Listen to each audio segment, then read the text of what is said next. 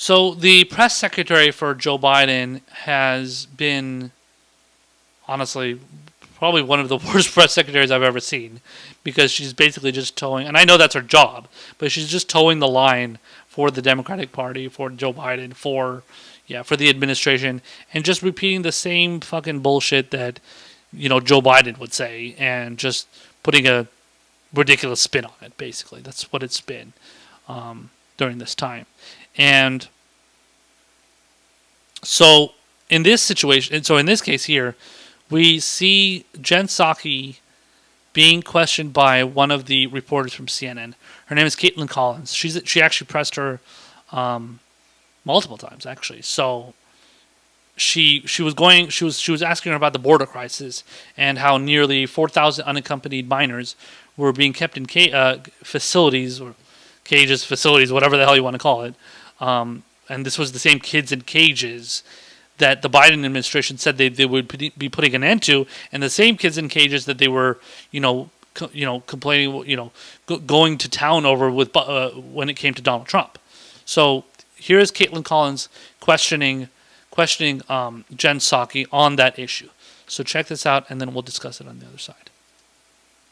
On the border, the administration has refused to call it a crisis, instead referring to it as a challenge and saying what you call it doesn't make a difference of how you're responding to it. But now today there are over 3,700 children, unaccompanied migrant children, in Border Patrol custody. They're spending on average over 100 hours, 4 days, in these facilities that are jail-like facilities not meant for children. So how can you say that's not a crisis? Well, I think what Ambassador Jacobson and Secretary Mayorkas were conveying, and what I've conveyed, is it doesn't matter what you call it. It is an enormous challenge. It is something that is front and center for the president. I noted yesterday, he had what is a regular meeting, but he had a briefing yesterday on the trip to the border. And there are a number of, while there are no final policy decisions, there are a variety of actions under consideration, including identifying and assessing other licensed facilities that can help add safe capacity for these children, relaunching, as we talked about over the last couple of days, the Central American Minors Program, accelerating the unification of children with vetted families, family and sponsors, steps like embedding HHS and ORR in the earlier parts of the process. So, the president is very focused and very in the weeds on the operational details here, and on taking and pushing his team to take every step that can be taken to address exactly what you noted, Caitlin, which is the fact that children should not, these Border Patrol facilities are not made for children, that we are focused on expediting the time they spend there, that these HHS shelters are not meant for permanent living, for anyone permanently living there, that we want to expedite the timeline between when kids cross the border and when they are getting to sponsor homes. So our focus here is on getting to the root of the issues and taking actions, and we don't feel the need to play games with what it's called. But aren't those the steps that you would take if it was a crisis that you had on your hands? These are the policies we're taking to address what we feel is a vital human challenge at the border. But what our responsibility here is to project and convey what policies we're taking, what the president's commitment is. That's exactly what we're doing, and we don't see the need to put new labels. Go ahead. Okay. That's ridiculous. Anybody that has been following this process from the outset, let alone whether it was under Trump, even under Obama, Barack Obama, when he was president, he had kids in cages too. Nobody said shit. And in fact, when Trump was president, I believe it was Rachel Maddow of MSNBC fame, she brought up the fact that, oh my God, look at these kids. And so showed a picture. Look at these kids in cages that Donald Trump has. It turns out the picture is from 2014, and it was when Barack Obama and Joe Biden had kids in cages. But then MSNBC, the home of the Democratic Party, the home of the establishment Democratic Party, pretended as if, no, it's this is Donald Trump's doing. Now, that doesn't mean Donald Trump didn't have kids in cages, but it's just kind of ironic how you're showing a shot of what it was under Obama and then claiming it was under Trump. Now, if you're objective, you care about that. When you're a Democratic loyalist, you don't care about that because you just want to try and portray Donald Trump as being the bad guy, while the Democrats are the good guys, the Republicans are the bad guys, blah blah blah, all that shit. So, so let's kind of break down a little bit more here what's going on. So, Jen Psaki is a typical propagandist. She's, in my opinion, not very good at her job. I think she's very snide, and I think she's very sneaky in how she responds to questions. And we're going to be getting to another I think it was press conference that she did a couple days before that, where she still would not be budged on using the term crisis. But she refused to call it a crisis, instead referring it to as an enormous challenge. And you're going to see another spokesperson for the Biden administration going down the same route. And then she basically went on to give a long soliloquy about how the steps they're taking to address it is really important, and that that's what you need to do, and we need to focus on that, and that we shouldn't focus on what kind of words are being used and what kind of terminology. But wait, you wanted to use the terminology when Donald Trump was president. You wanted to call it kids in cages. You wanted to call it a crisis. Now it's not kids in cages anymore. It's facilities or whatever containers or facilities. I don't know what the hell they're calling them now. It's not kids in cages though anymore, and it's not a crisis. It's not a border crisis anymore. All of a sudden, it's become a challenge now. So And then so she finished her response by saying that we don't see the need to put new labels. But that's not a new label. I just told you. It was called kids in cages. It was called a crisis when Donald Trump was president. It's not a new label. It's the same exact label. Just use the same exact standard we're using the same exact standard that it was under Donald Trump. Again, I'm not a partisan. I'm not somebody that is trying to play. I'm not trying to play for Team Democrat. I'm not trying to play for Team Republican, Team whatever. I'm not playing for Team Blue or Red. I'm not Blue MAGA. I'm not Red MAGA. I'm going out there and I'm giving you the reality. And the reality is that the kids in cages still exist. They are still there. Period. And if you want to deny that, then you're living in another reality. You're living on another planet, because that's not, anybody can see that's not the truth. And if you read, there's typical MSM mainstream media establishment outlets are reporting these things about how kids are, and Caitlin Collins, the CNN reporter, pointed it out there too. The kids are still being kept in cages. They're still being kept in close quarters. They're not, even with all the COVID stuff going on, they're still doing that. How many of those kids that are being kept in cages, let alone migrants of any kind, how many of those have COVID right now? How many of those are dealing with COVID? Because COVID rates in Mexico, in Central America, they're not low either. In Brazil, it's extremely high. I know that. Now, that doesn't mean people in Brazil are coming here a lot. It's mostly people that are from Central America and Mexico. But still, in Mexico, it's high too. And I don't know if it's on more of a downward trend right now, but it's definitely high in Mexico. So how many of those people have COVID that are staying in those cages, whether it's kids or grown-ups? So why isn't that being addressed, right? Okay, so let's play another clip here. It's going to be, let's see. It's going to be, I'm going to have to kind of skip over a couple parts here, but let's see.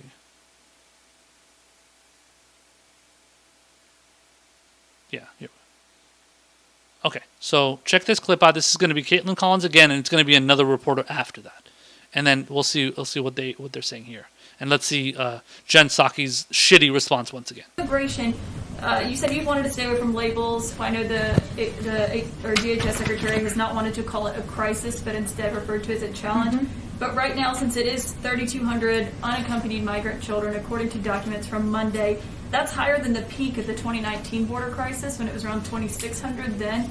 And at that period, there were kids sleeping on floors. They were overcrowded facilities. So when his delegation traveled there, did they see that? People sleeping on floors and overcrowded facilities? Well, first, one of the reasons is because we have a different policy than the last administration. We're not turning kids away at the border, unaccompanied children. We're also, of course, not ripping them from the arms of their parents. And so we know, and we know there is going to be an increased number of kids coming across the border. There are several steps, as we've talked about a little bit, that we're working to address that. The team, of course, we put out a readout of their meeting. They are going to do a meeting, of course, and give the president a full rundown of what they saw on the ground, a trip that he asked them to take, and I'll let them do that before we have more specifics. And we, of course, are committed to ensuring there's transparency and access for cameras to the facility as well. So do we have a Okay, so that's the end of the questioning from Caitlin Collins, and then response from Jen Psaki. And then let me play one more here. Follow up on the border. Why has this administration been so reluctant to call it a crisis with a huge uptick in the number of migrants being detained, including thousands of children? If that doesn't qualify as a crisis, what does? Well, because we think that it's most important to explain the substantive policy of what's happening, what the root causes are of why these kids are coming, and what we're doing to try to solve what is a very challenging circumstance at the border. And that's the information the American people are looking for. So that's what we're working to provide. Okay, so again, as I stated before, shitty response. That's not a good, like you can see that the whole kind of strategy of Jen Psaki is for her to try and deflect, play, Neo from the Matrix and dodge questions and deflect as much as possible so that she makes sure that people understand that, can't use the word crisis, can't make the crisis on the Mexican border look all that bad, can't make the whatever migrant camps or facility, whatever the hell they want to call them, can't make them look that bad. They're not that crowded. No, don't worry. We're not doing this to little kids. They're just a little bit older kids. The kids are not 2 and 3 years old. They're like 7 and 9 years old or some shit. I think I saw that in another article somewhere. It's just constant rationalization, constant, playing. What do you call the word? I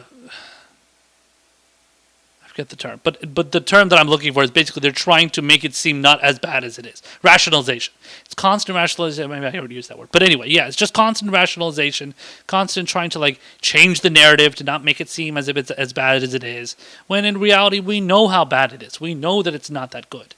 We know that things are not looking as good as you pretend to want to say they are.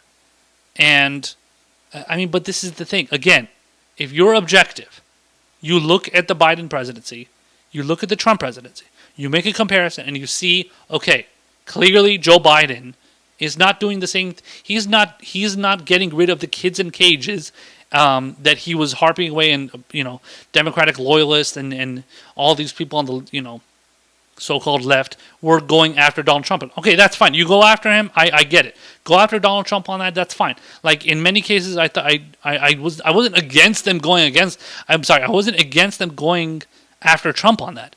But I also knew in the back of my head, I was like, you know what? If if Joe Biden gets into office and doesn't address that, watch the attack. Watch them completely flip on a dime and be like, oh my God, no, the way Joe Biden is handling the situation is so much better than Donald Trump was handling. It's so much different. He is putting so much more care into this situation than Donald Trump was. Based on what? So what? Because because the kids aren't as young. Oh, and because you're not tearing them away from their parents. Oh, okay, so they're in these facilities or containers or whatever the hell they call them. Cages, or maybe they are cages. I don't even know if they're cages or not. But whatever they are, whatever those things are, they aren't. So they aren't. It's not as bad. So because they're with their parents, yeah. So they're with their parents. So these kids are with their parents. Oh, okay. So that makes it better. So because the kids are with their parents, and also because maybe some of them are not as young, that makes it better. So because it's like a little bit. So what difference does it make though? These kids, the parents, or whoever, they're still being kept in these facilities, which they shouldn't be kept in. We don't know what the conditions are. We're just going based on the word of the Biden administration and how the media is portraying it. Now, again, the media has done a decent job and covering, like in the case of with Caitlin Collins from CNN, she is asking these questions. She's, outside of maybe Fox News reporters, I think she's the only one that has really been truly pressing the administration on this specific question. There's two clips of her asking the question in two different press conferences, two separate press conferences. She was the one pressing Jen Psaki on the same subject. I don't think I've seen anybody else do the same thing. But either way, the mainstream media, as terrible and horrible and shitty as they are at their job, they're actually doing a pretty decent job as far as holding Biden accountable and holding the administration accountable on this issue. But they're still but again,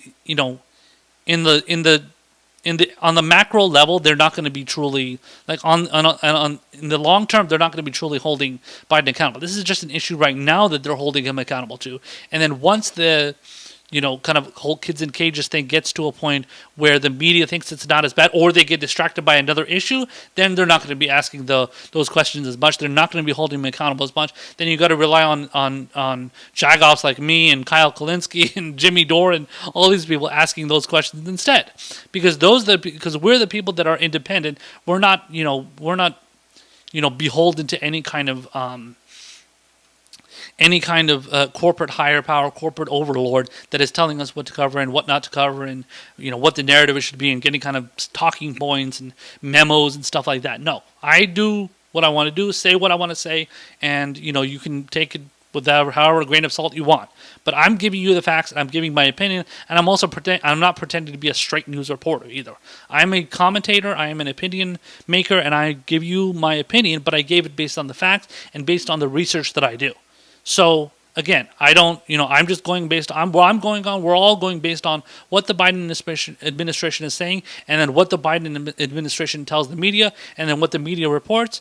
And you can't always rely on that. But you definitely cannot rely on what the administration says, because just as much as Donald Trump is going to be lying about stuff, Joe Biden is going to be lying. Barack Obama was lying. George W. Bush lied us into a freaking illegal war. He lied us into why 9/11 happened, and then 9/11 happened. We got to go into Iraq because of 9/11, and WMDs and all that stuff. So it's all bullshit. You can't trust government with anything right now. You can't trust them to tell you the truth. You can't trust them to truly give you the unmitigated,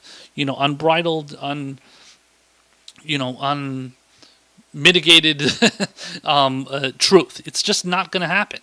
And that's why you have to rely on outlets like myself and people on YouTube who are yelling into a freaking microphone. And so that's how it is. And I definitely don't trust anything Jen Psaki has to say, just as much as I didn't support or I didn't believe what Kayleigh McEnany, who was the press secretary for Donald Trump, I didn't believe the things she said either, because the whole time she was just repeating the bullshit that was coming from Donald Trump. So why should I believe Jen Psaki? Just because everybody on Twitter is fawning over her and saying, oh, she's putting out all these Psaki bombs, which was like a hashtag that was going around for a little bit. Psaki bombs. So it's just, no, you're totally absurd. And I don't believe a single thing you have to say. Sorry. So I just want to play one more clip. This one is from, what's his name? Alejandro Mayorkas. And he is the Secretary of the Department of Homeland Security. And this is a very short clip. It's a 13, 14-second clip here of him giving a statement regarding the kind of same issue, the whole kids in cages, kids in borders, whatever thing. So check this out, and then we'll see what I have to say after that. Do you believe that right now there's a crisis at the border? I think that the answer is no. I think there is a challenge at the border that we are managing, and we have our resources dedicated to managing it. Okay. So, look at that. This is the thing with Democrats, man. All they care about is the optics. All they care about is what's the narrative. We have to make sure the narrative is good, that it doesn't make us look bad. So it doesn't matter what the actual policy is. If the policy sucks, then the policy sucks. Okay. We can deal with that. We can get over that. They don't give a shit about that because they want to make sure. They just want to make sure that it doesn't make them look bad. It doesn't make them look like assholes. Doesn't make them look like unhumanitarian type politicians or whatever, administration officials and stuff. So they just go on and say, no, it's not a crisis. Not a crisis. It's a challenge. It's a challenge. See, so this is the thing. And I guarantee you, Joe Biden and his people, his chief of staff, which is Ronald Klain, these people, they go around, his people, his apparatchiks go around and make sure to go tell everybody in the administration, everybody that works for Joe Biden, everybody that works under him, that is his servant, essentially. He makes sure to tell them, put out the same narrative. The same exact narrative. So don't call it a crisis, call it a challenge. Don't call it, kids in cages, call it kids in facilities. Don't call it, I don't know, a migrant border issue, call it something else. Who knows? But that's what I'm saying. It's all about the talking points. And it's all about what's going to make it sound more palatable. What's going to make it sound more palatable for the people that are especially, I don't know about the people that are supporters. Yeah, because they wouldn't care anyway. I was going to say the supporters of Joe Biden, but they don't give a shit. Whatever Joe Biden says, they're going to believe it anyway. But largely, it's going to be what is going to sound more palatable to, I guess, what they consider the independent voters and what they consider the media, too. Because then the media is not going to press them as much on it. So the less the media presses them on it, the less the people that are, watching these press conferences or watching CBS or CNN or ABC or Fox News, whatever, MSNBC, whatever channel they're watching, as long as they can, take this information, take these statements in, take this information in, as long as it sounds good for those people, then it's okay. That's all it is. The news consumption, the consumers of the mainstream media news, as long as they're okay with it, it's okay. So, this is clearly the Biden administration wants to. They want to make sure that they can convince the American people that the border crisis isn't as bad as it was under Trump, because they are more decent and humanitarian, even when the MSM, who are corporatists and establishment as they are, even when they're portraying these situations as far as this migrant border crisis not being, it's obviously not going well. Even when they don't portray it well, the Biden administration still goes out there and still has to play damage control, still has to deflect, still has to, pretend like everything is, puppies and rainbows and like we're all getting fucking unicorns and nobody has to worry about anything. Everything's great and everything's going to be good because, we don't have Donald Trump as president. So, but instead we have blue Trump, we have Democratic Trump. That's not a problem for them.